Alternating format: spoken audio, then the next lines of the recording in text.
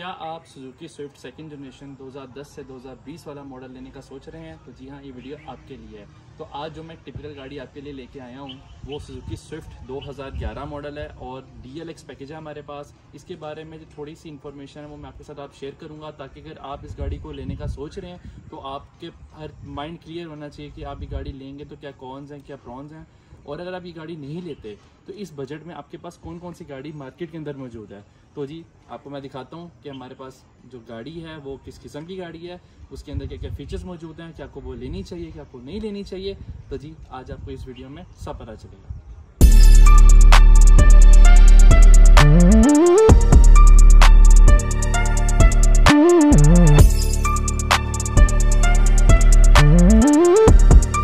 तो जी सबसे पहले मैं आपको इस गाड़ी के बारे में बताता चलूँ कि ये गाड़ी वर्ल्ड वाइड 2004 के अंदर इंट्रोड्यूस कराई गई थी, लेकिन अगर पाकिस्तानी मार्केट की बात कीजिए तो ये गाड़ी 2010 में इंट्रोड्यूस कराई गई थी और आई थिंक 2020 या 2021 तक जो सी यही जनरेशन चली थी।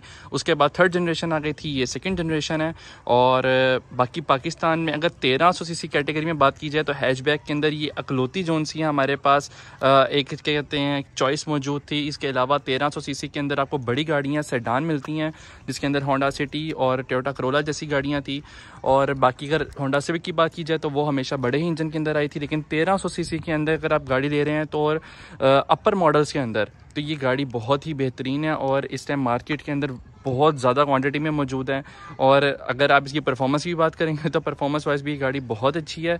अगर आप इसकी इंजन परफॉर्मेंस की बात करते हैं, इसके AC की परफॉर्मेंस की बात करते हैं, किसी भी किस्म की परफॉर्मेंस की बात करते हैं तो ये गाड़ी इंतहाई हर चीज़ के अंदर बहुत ज़्यादा अच्छा कॉम्पिटिशन देती है और इस्तेमाल करने के लायक गाड़ी है। जैसा आप देख सकते हैं कि जो गाड़ी हमारे साथ मौजूद है ये 2011 मॉडल है और ये DLX पैकेज है। सबसे पहले आपको मैं इसके पैकेजेस के बारे में बता दूं। इसके अंदर DLX में भी 2 पैकेज आते हैं, DLX नेविगेशन ऑटो में भी आता है और मैनुअल के अंदर भी आता है, और इसके अंदर एक DX पैकेज भी आता है जो सबसे बेसिक पैकेज होता है। तो ये हैं इसके पैकेजेस जो आपके इस टाइम पाकिस्तानी मार्केट में मौजूद हैं। बाकी इसके अलावा जैपनीज़ जोन से हैं ये वाले वेरिएंट भी अवेलेबल आपको हो जाएंगे मार्केट में, लेकिन वो बहुत ही लिमिटेड क्वान्टिटी के अंदर अवेलेबल होंगे।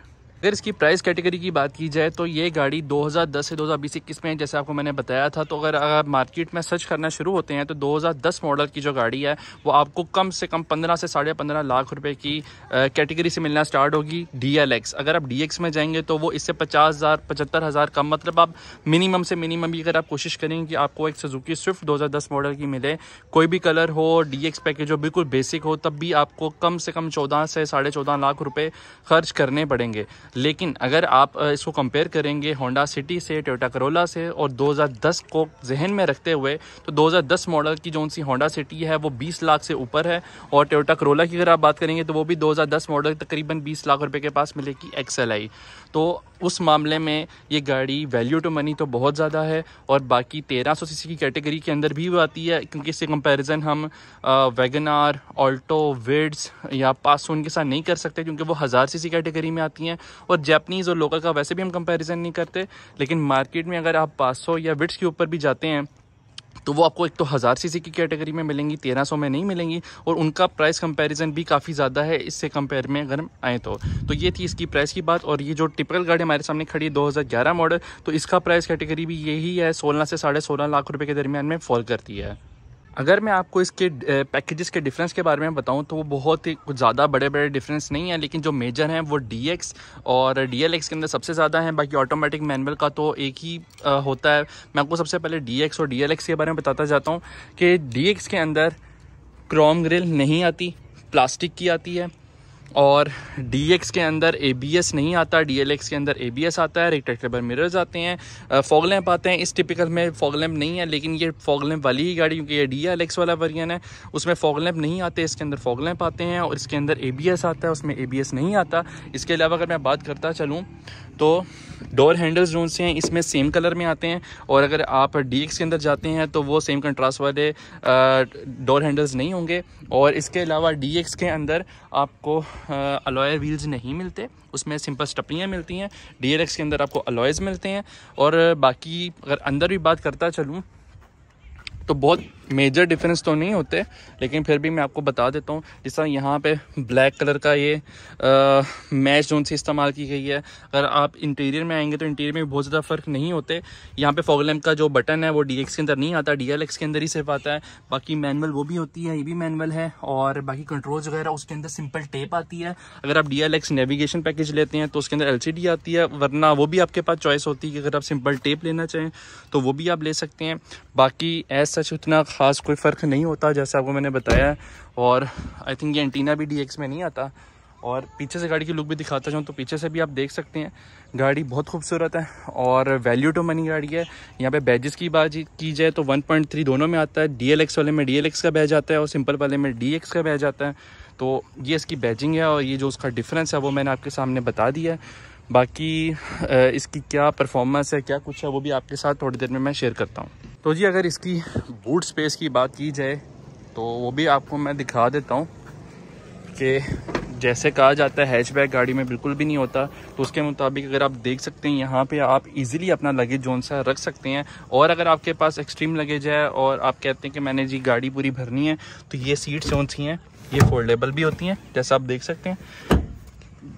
तो आपको बूट स्पेस की भी जोन सी है वो किसी किस्म की भी कोई टेंशन नहीं रहेगी। और बाकी इसके अलावा अगर हम देखा जाए तो ये इसका स्प्लिटर होता है और इसमें स्टपनियाँ वगैरह, जी इसके अंदर स्टपनी भी आती है और सामान वगैरह सारा आता है। तो जैसा आपको पता है जापानीज़ गाड़ियों में तो अब स्टपनी वगैरह भी नहीं आती। तो बूट स्पेस के तौर पे और बाकी इंजन की बाकी आपको मैंने सारी दिखा दी है कि स्पेशियस कितनी गाड़ी, तो उसके लिए इस गाड़ी का कोई इशू नहीं होगा। अगर हम इसके स्टार्टअप की बात करें तो वो भी मैं आपको दिखाता चलता हूँ कि गाड़ी का स्टार्टअप जोन सा है वो किस किस्म का है। और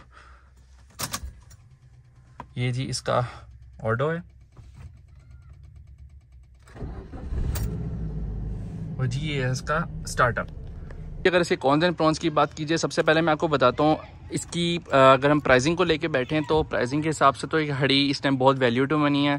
और अगर इसके अंदर छोटी छोटी ऐसी बातें मैं करूँ जो आपको नॉर्मल गाड़ियों में नहीं मिलती, वो ये है कि काफ़ी स्पेशियस गाड़ी है, 1300 सीसी का इंजन है, इसकी AC की परफॉर्मेंस बहुत अच्छी है, ये ABS वाली गाड़ी है तो इसका ब्रेकिंग सिस्टम, इसका टॉर्क, हर चीज़ बहुत अच्छी है। अगर इसकी ग्राउंड क्लियरेंस की बात की जाए तो इसकी ग्राउंड क्लियरेंस भी जैसे आप देख सकते हैं बहुत ज़्यादा है। और जैसे हमारे यहाँ के स्पीड ब्रेकर्स वगैरह हैं उसके लिए बहुत बेहतरीन है। अगर अंदर से भी आपको मैं दिखाऊं तो काफ़ी स्पेशियस गाड़ी है। जैसे आप देख सकते हैं यहाँ पे ड्राइविंग साइड पे। और अगर पैसेंजर की बात की जाए तो पैसेंजर के लिए भी इस तरह नहीं कहेंगे कि बहुत ज़्यादा तंग है या बैठ ही नहीं सकते, तो स्पेशियस गाड़ी है ये। तो इसके अगर कॉन्स एंड प्रोज में सबसे बड़ी बात है तो ये स्पेशियस है, बड़ी गाड़ी है। और अच्छा अगर इसकी बारे में नेगेटिव साइड पे जाया जाए तो इसकी फ्यूल इकॉनमी के बारे में लोग कहते हैं कि फ्यूल इकॉनमी जो सी है बहुत ज़्यादा अच्छी नहीं है। मेरे मुताबिक 12 से 13 करती है मैनुअल गाड़ी, ऑटोमेटिक शायद एक दुका कम करती होगी, लेकिन कोई इतना बड़ा कंसर्न मेरे मुताबिक नहीं है अगर हम इसकी वैल्यू के वैल्यू के बारे में बात करें तो। सबसे बड़ी इसकी जो सी मार्केट में नेगेटिव है, एक तो मैंने आपको इसकी एवरेज पेट्रोल एवरेज के बारे में बताई है। दूसरी मैंने बताया कि इसके जो पार्ट्स हैं वो जिस तरह सुजुकी मशहूर होती है अपने सस्ते पार्ट्स के ऊपर, लेकिन इसके पार्ट्स अगर कंपैरिजन आप करेंगे तो टोयोटा और होंडा के मुकाबले में ही इसके जो से पार्ट्स की प्राइसिंग है। और इसकी सर्विस वगैरह कोई इतनी खास महंगी नहीं है, लेकिन अगर इसके पार्ट्स की बात की जाए तो वो आपको होंडा और टोयोटा के मुकाबले में ही मार्केट में मिलेंगे। वैसे तो बहुत ज़्यादा क्वान्टिटी में अवेलेबल हैं, जापानीज़ भी अवेलेबल हैं और लोकल मैन्युफैक्चर भी इसकी बहुत ज़्यादा है, लेकिन प्राइस थोड़ा सा इसका जोन से अगर आप कंपैरिजन डालेंगे वैगन आर से, ऑल्टो से या सुजुकी और गाड़ियों से, तो उसके मुकाबले में इसकी जो पार्ट्स की प्राइसिंग है वो थोड़ी सी आपको ज़्यादा मिलेगी। तो कंक्लूजन हम ये निकालें तो मेरे मुताबिक आज के दौर में 2023-24 में अगर अभी गाड़ी लेने का सोच रहे हैं तो काफ़ी वैल्यू टू मनी गाड़ी है। क्योंकि अगर इसकी 1300 सीसी का अगर आप इंजन कैपेसिटी और इसके मॉडल 2010, 11, 12 से ऑनवर्ड अगर लेके चलें तो इस मॉडल के अंदर आपको पुरानी गाड़ियां ही ज़्यादा मिलेंगी जो ज़्यादा इस्तेमाल हुई होंगी इससे, और वो मेरे मुताबिक वैल्यू टू मनी नहीं है। और वो 20 लाख से ऊपर, मतलब 2 मिलियन से तो ऊपर आपको हर हाल में मिलेंगी। कोई अगर आप करोला में जाते हैं, अगर आप सिटी में जाते हैं, अगर आप सिविक में जाते हैं, तो ये सब की सब ज़्यादा हैं।